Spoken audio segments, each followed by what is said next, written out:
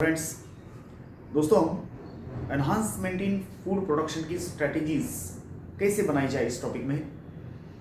और सबसे इम्पोर्टेंट चीज़ जो है वो है किस तरह से फूड का प्रोडक्शन बढ़े, किस तरह से सभी प्रकार की फूड जो है वो कम से कम लागत माने minimum investment maximum profit, how it should be the minimum investment and maximum profit, इस तरह से किस तरह से प्रोडक्शन बढ़े, इस पे हम डिस्कस करेंगे। देखो, भारत में एग्रीकल्चरल लैंड तो काफ़ी ज़्यादा है, लेकिन एग्रीकल्चरल प्रोडक्शन जितना होना चाहिए उतना नहीं है। हमने देखा कि लाइव स्टॉक के मामले में भी चाइना और इंडिया की हालत सेम है, और जो एग्रीकल्चरल प्लांट्स है, जो क्रॉप्स है, उनके मामले में भी कुछ अलग हमारा प्रोसेस नहीं है। जैसे कि देखो, भारत का 62% population is under agriculture. Agriculture में हमारे 62% लोग काम करते हैं। कितने परसेंट काम करते हैं? 62% काम करते हैं। और जो जीडीपी है, मतलब नेशनल जीडीपी में सिर्फ 33% हिस्सा एग्रीकल्चर का है। मतलब अगर हमारे 62% एग्रीकल्चर में है और हमारे अगर 62% हिस्सा जीडीपी में रहा होता एग्रीकल्चर का, तो जो हमारे देश का प्रोग्रेस था वो बहुत ज्यादा होता था।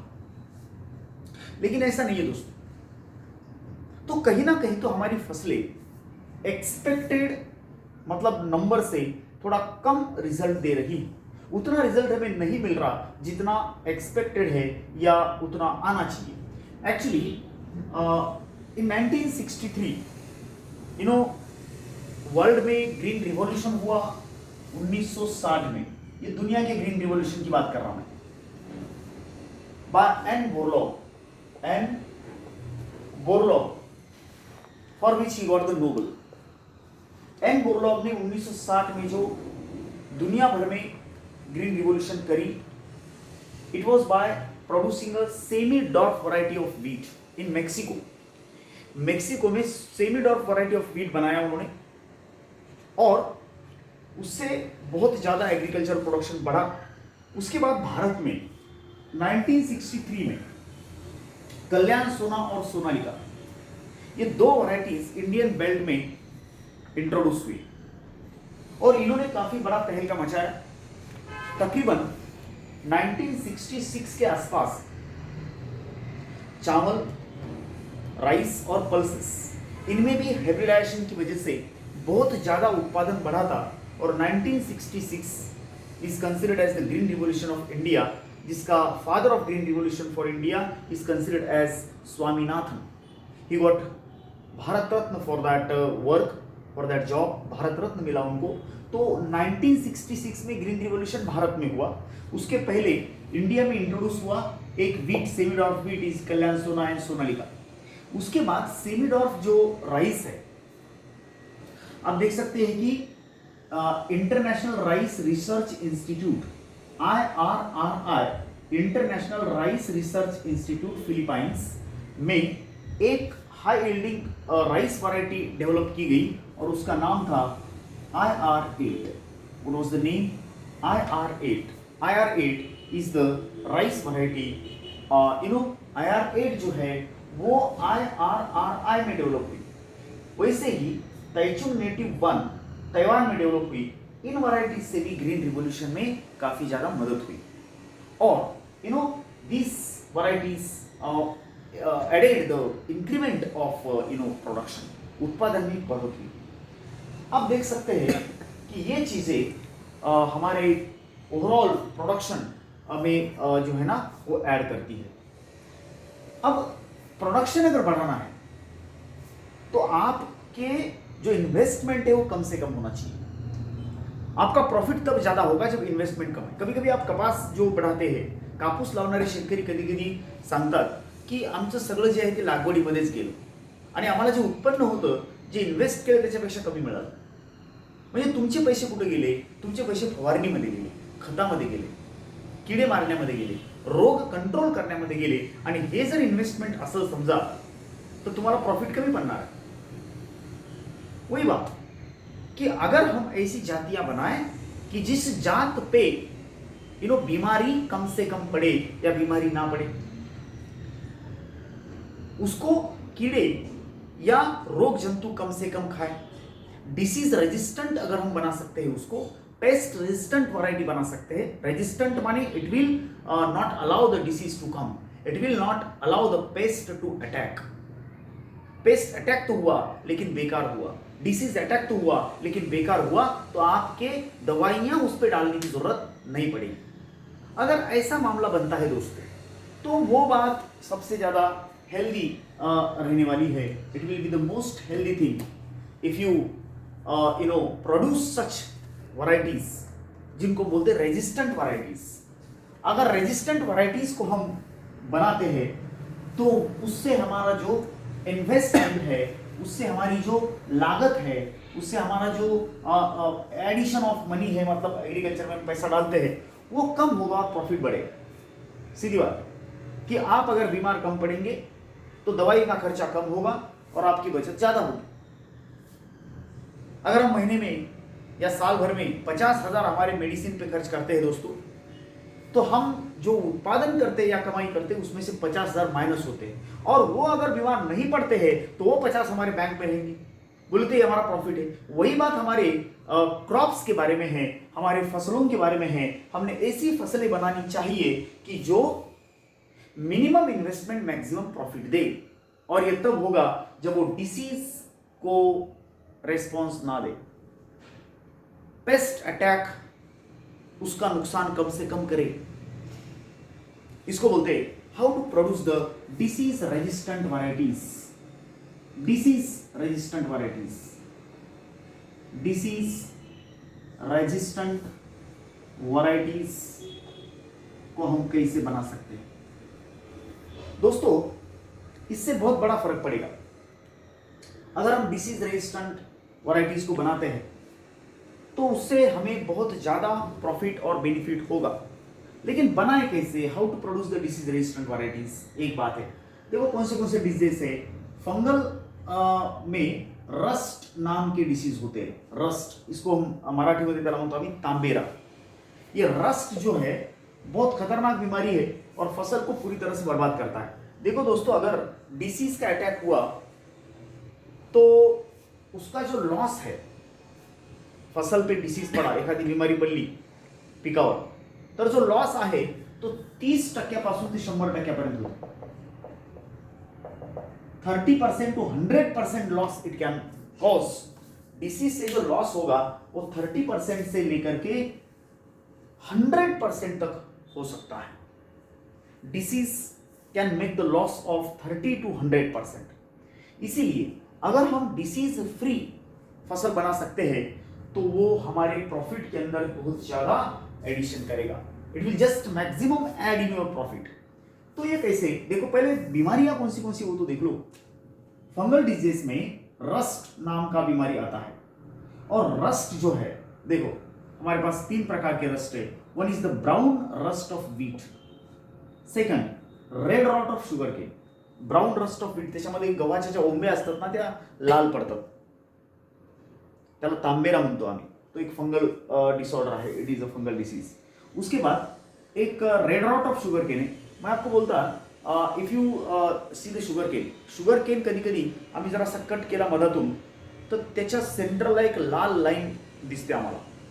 We can see the red line at the centre, एक लाल लकीर हमको दिखती है, और वो जो लाल लकीर है शुगर केन की है कि वही red rot of sugar cane है। It is called as red rot of sugar cane. और उसके बाद है लेट ब्लाइट ऑफ पोटैटो। ये तीनों disease they belong to rust. ये तीनों डिसीज क्या है? रस्ट। ऑल दिस 3 क्या है? ये रस्ट है। उसके बाद what is the bacterial disease? Black rot of crucifer. Crucifers जो है फैमिली क्रूसीफेरी। तो ये जो ब्लैक रॉट है वो बैक्टीरियल डिसीज है, इट्स अ बैक्टीरियल डिसीज। और वायरस में यू कैन सी दैट कि वायरस के अंदर जो डिजीज बनते हैं, एक फेमस डिसीज है टोबैको मोजाइक वायरस, TMV, और टर्निप मोजाइक डिसीज। तो turnip Mosaic end tobacco Mosaic. Mosaic का मतलब होता है पत्ते पे ऐसी पीली वाली जाली पड़ती है, पानांवर पिवळ्या पिवळ्या जाळ्या पडतात, पॅटर्न तयार होतात, पिवळे pattern, that is called as mosaic disease. त्याला म्हणतो आम्ही मोझाईक डिसीज. तर हे मोझाईक डिसीज जे आहेत ते व्हायरल डिसीज आहेत. They are the viral disease. So fungal disease, bacterial disease, viral disease, इनसे बहुत ज़्यादा फसलों का बर्बादी होता है, फसलों का नुकसान होता है. फंगल डिसीज में कौन कौन है? Brown rust of wheat, red rot of sugar cane, late blight of potato. उसके बाद बैक्टीरियल में कौन कौन है? Black rot of crucifers. And virus में कौन है? Black tobacco mosaic virus and turnip mosaic virus. Tobacco और टर्निप पे there is the formation of yellow pattern, yellow network, yellow जाली. अब देखो हम इस तरह से जो डिसीज रेजिस्टेंस है वो कैसे पैदा कर सकते हैं, इनसे हम छुटकारा कैसे पा सकते हैं. ये तो डिसीजेस है, और डिसीज कम है या डिसीज नहीं है ऐसी फसल हम लगाएंगे तो हमारा सीधा सीधा प्रॉफिट बढ़ेगा. हमारा प्रॉफिट कब बढ़ेगा, हमारा बेनिफिट कब होगा, हमारा लॉस कम कब होगा? जब हम डिसीज रेजिस्टंट व्हरायटी को खेत में लगाएंगे. जर आम्ही शेतामध्ये या रोगांच्या अटॅक पासून वाचणारी प्लांट लावली, असे सीड्स लावले की या रोगांना बळी पडत नाहीत, या रोगांना बळी पडणार नाहीत, या रोगांना बळी पडणार नाहीत, असे जर आम्ही प्लांट्स लावले, so what will it will happen कि it will save your losses. इससे आपका बचत होगा और लॉस कम से कम होगा. दोस्तों अब ये बनाना कैसे है? डिसीज रेजिस्टेंस के लिए, डिसीज रेजिस्टेंस प्लांट बनाने के लिए हाइब्रिडाइजेशन का एक कन्वेंशनल तरीका है और एक आधुनिक तरीका है म्यूटेशनल ब्रीडिंग का. एक हाइब्रिडाइजेशन और एक म्यूटेशनल ब्रीडिंग. हाइब्रिडाइजेशन और mutational breeding are the conventional methods of producing disease resistant varieties. Conventional माने परंपरागत. कन्वेंशनल में आता है हाइब्रिडाइजेशन का तरीका, हाइब्रिडाइजेशन का तरीका. और मॉडर्न तरीके में आता है, मॉडर्न एकदम नवीन पद्धत डिसीज रेजिस्टेंट प्लांट बनवायची नवीन पद्धत is mutational breeding. Mutational breeding. कोणती breeding? Mutational breeding.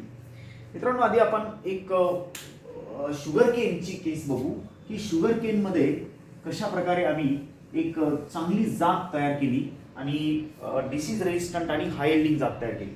You must know that की इंडियामध्ये 2 शुगर केनच्या जाती आम्हाला सापडतात. एक नॉर्थ इंडियन जात जी आहे, उत्तर भारत, नॉर्थ इंडियामध्ये आम्हाला एक सापडते जात, it is Saccharum barberry.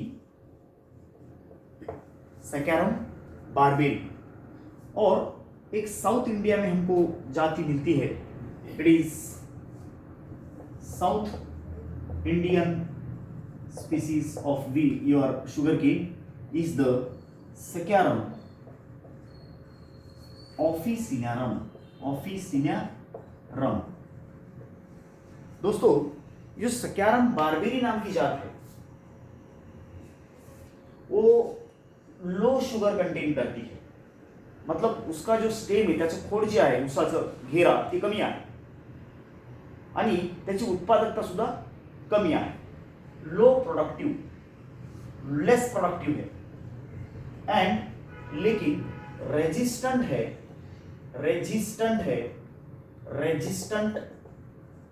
To red rot के लिए रेजिस्टेंट है. बात समजलो.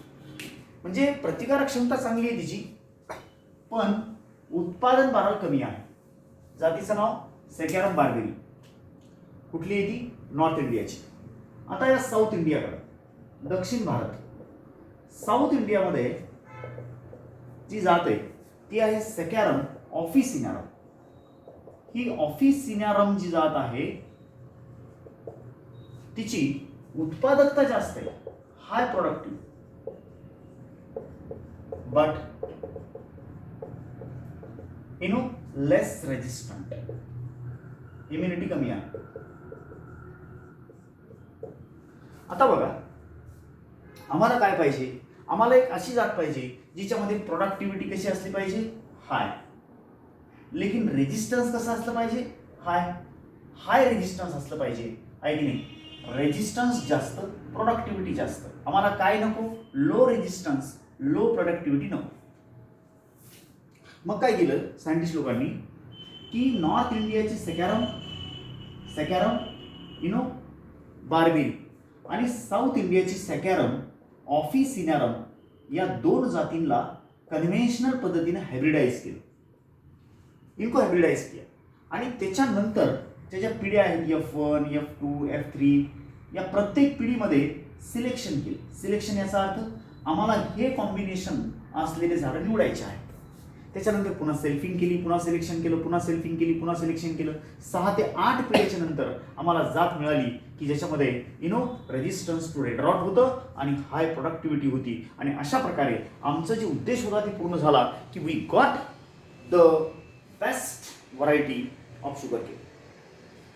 कशा पद्धतीनं? सॅकॅरम बार्बेरीची हाय रेजिस्टिव्हिटी आणि सॅकॅरम ऑफिसिनारमची हाय प्रोडक्टिव्हिटी. याची हाय रेजिस्टिव्हिटी, याची हाय प्रोडक्टिव्हिटी, या दोघांनाही कंबाईन केलं. We combined both of these and we just produced such a variety which is having the best performance in its, you can say that, your production and resistance both. Production और resistance दोनों में आपको best performance देने वाली यहाँ पर जात आपको मिल गई. So this is nothing but the way, एक तरीका to produce good performance varieties को बनाने का एक अच्छा ये तरीका हो सकता है. दोस्तों इसके बाद हमने हायब्रिडायझेशन की टेक्निक इस्तेमाल करके हायब्रिडायझेशनचा पद्धत, हायब्रिडायझेशनमध्ये काय करतो आम्ही? एकाचा मेल सेक्स आणि दुसऱ्याचा फिमेल सेक्स, याला म्हणतात hybridisation, sexual hybridisation, sexual breeding. आणि खूप परंपरागत म्हणजे 1960ला नॉर्मन बोरलॉगने या पद्धतीचा वापर करून एक semi dwarf variety of wheat तयार केली.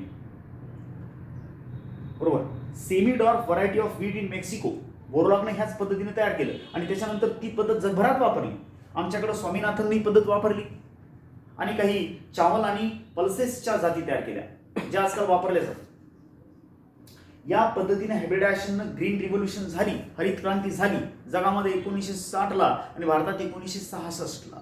66 ग्रीन रिव्होल्यूशन, हरित क्रांती, प्रचंड उत्पादनामध्ये वाढ होणं, त्याला आपण हरित क्रांती असं म्हणतो. हरित क्रांतीसाठी फक्त हाय यील्डिंग जाती, जास्त उत्पन्न देणाऱ्या जातीच रेस्पॉन्सिबल नव्हत्या. Fertiliser, use of fertiliser, chemical fertiliser, chemical pesticide आणि इरिगेशन वॉटर.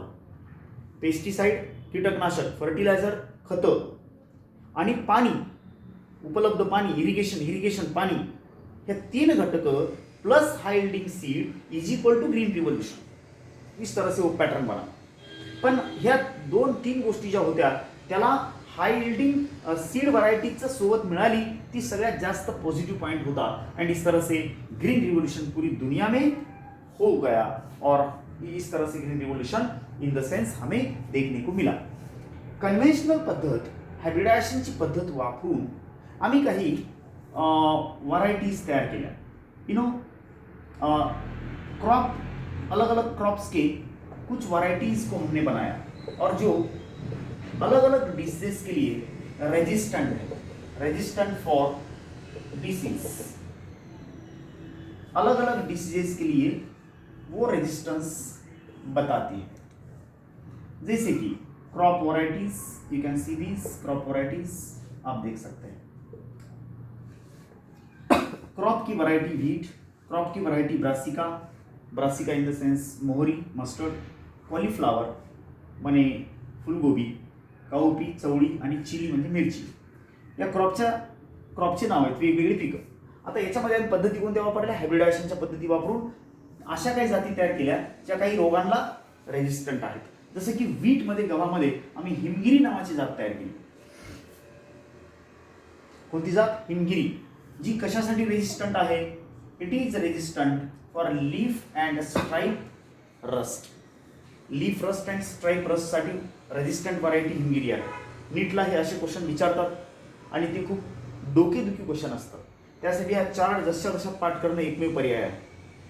कैसा याद करेंगे आप? व्हीट के लिए, व्हीटमध्ये लीफ अँड स्ट्राइप रस्टला रेजिस्टंट व्हरायटी हिमगिरी, म्हणजे ही जात या रोगांना बळी पडत नाही.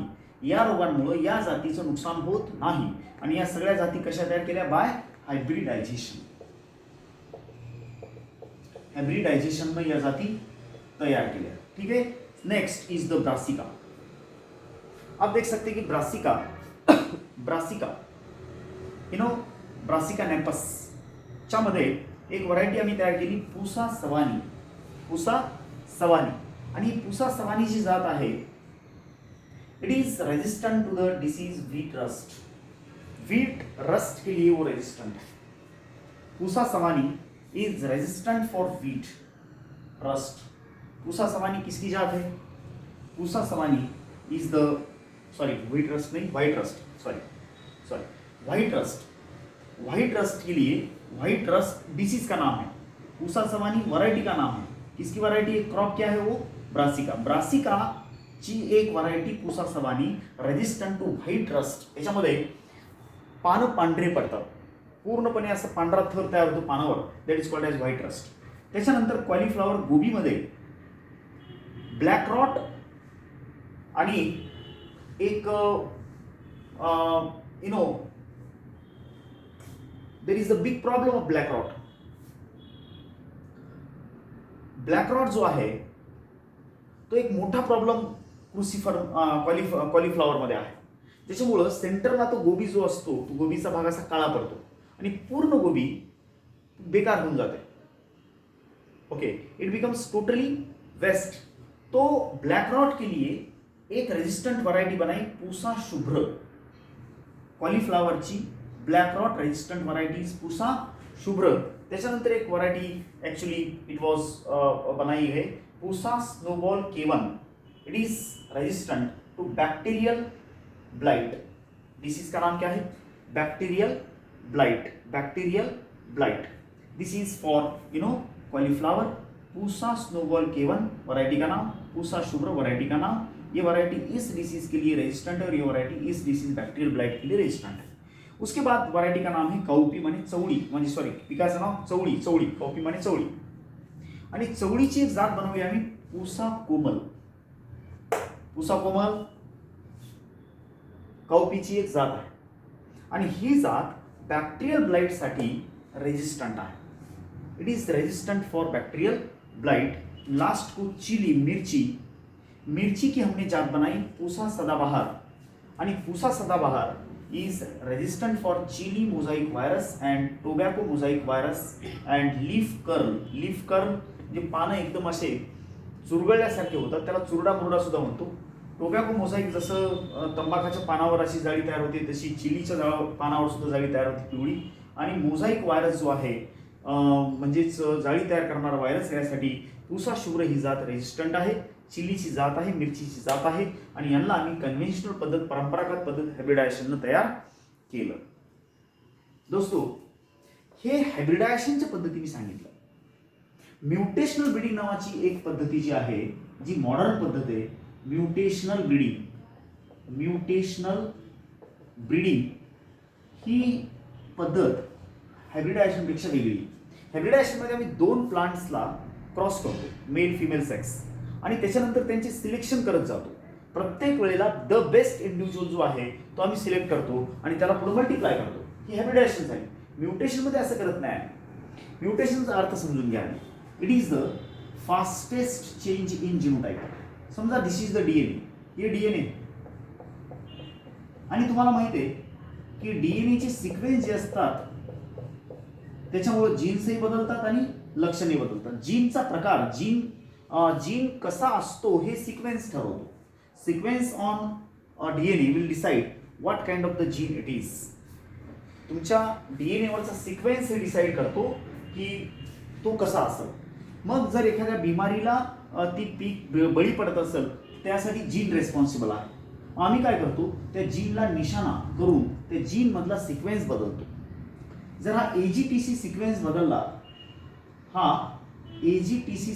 जर बदलला तर ऍक्च्युली जीन मध्ये बदल होतो आणि जीन मधला बदल म्हणजे लक्षणामधला बदल.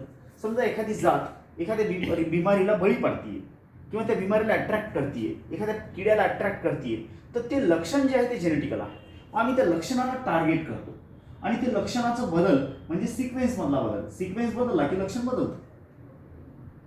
मग हा बदल म्युटेशन कसा करायचा, याला म्युटेशन म्हणायचं. म्युटेशन याचा अर्थ काय झाला, sudden change in genetic makeup. Sudden change in genetic makeup. Sudden change in genetic makeup by the action of mutagenic agents. Mutagenic agents radiations असतील किंवा केमिकल्स असतील. Sudden change in genetic makeup is called as mutation. आता हे mutation दोन प्रकारचं असतं, natural आणि man-made, artificial. जर म्युटेशन निसर्ग करत असेल, नेचरच्या द्वारे म्युटेशन होत असेल मित्रांनो, तर ते म्युटेशन खूप घातक असतं. जसं की आमच्यामध्ये डायबिटीज हा बिमारी, हिमोफिलिया नावाची बिमारी, हे नॅचरल म्युटेशन आल्यात. म्हणजे काय, ते रँडमली असते. ते कसाही बदल करते या मेकअपमध्ये, या सिक्वेन्समध्ये कसाही बदल झाला तर ते कसाही झालेला बदल आमच्या फायद्याचा असेल याची शक्यता कमी असते. पण जर आम्ही निशाणा ठरवू किंवा आम्ही एका पॅटर्नमध्ये जर चेंज केला तर तो बदल, तो पॅटर्न आमच्या फायद्याचा असू शकतो आणि त्याच्यामुळे आम्हाला जे अपेक्षित आहे ते लक्षण डेव्हलप होऊ शकतात. मग असं म्युटेशन करणारे आमच्याकडे दोन एजंट्स आहेत. एक आहे रेडिएशन्स आणि दुसरे आहे केमिकल्स. रेडिएशन्स मध्ये X rays, gamma rays, ultraviolet rays, X rays, gamma rays, ultraviolet rays, radio radiations यांना आम्ही रेडिएशन एजंट्स म्हणून वापरतो to do the mutation. Mutagenic agents म्हणजे म्युटेशन करणारे घटक, असा बदल करणारे घटक, याच्यात बदल करणारे घटक कोण असतात, X rays, gamma rays, ultraviolet rays हे रेडिएशन झाले. केमिकलमध्ये कोल्चिसिन, मस्टर्ड गॅस आणि नायट्रस ऑक्साईड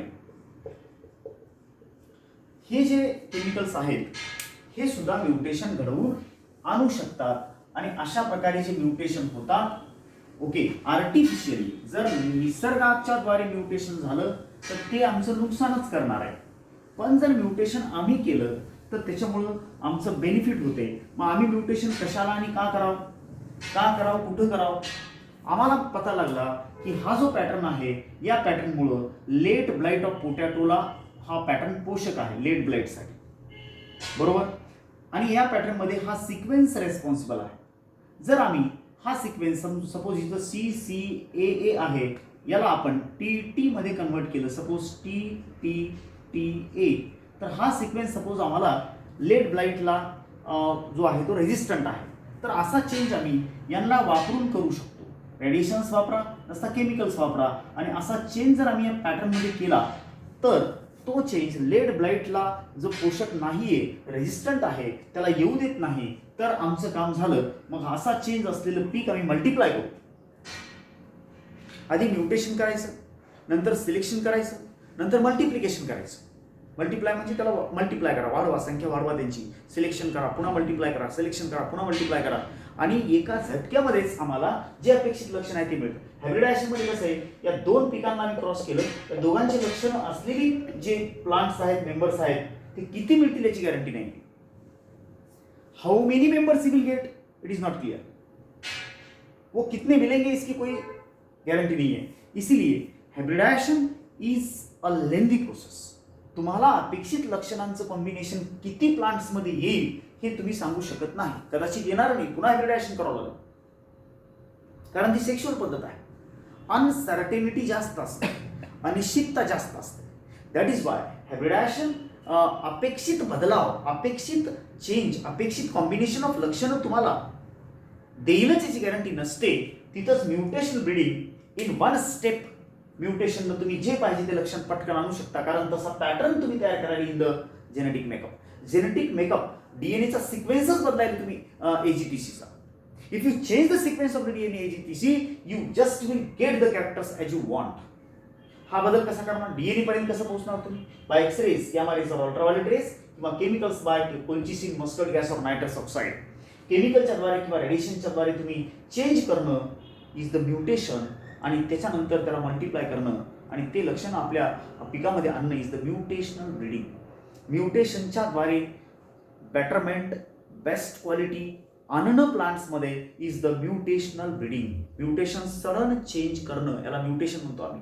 अचानक बदलाव करणं इज द म्युटेशन. आणि म्युटेशनमध्ये जो बदलाव आहे तो आमच्या पिकाच्या फेवरमध्ये जाणं, आमच्या पिकाला बेटर करणं आणि जास्त उत्पादन तयार करून घेणं त्याच्याकडून is called as the mutational breeding is the modern method. ती एक मॉडर्न पद्धती आहे. असं आम्ही बऱ्याचशा भेंडीच्या जातींमध्ये सुद्धा केलेलं आहे. ॲबेलमस्कस इस्कुलेंटस जे भेंडी आहे, ओक्रा आहे, त्याच्यामध्ये परभणी क्रांती नावाच्या भेंडीचं एक आम्ही लक्षण जे आहे ते आम्ही दुसऱ्या भेंडीमध्ये टाकलं आणि बेस्ट क्वालिटी आम्ही भेंडी तयार केली. सो मित्रांनो, this is the method procedure to produce the disease resistance in the plants so that our investment will be less, profit will be more. The remaining part is in the next video. Thank you very much.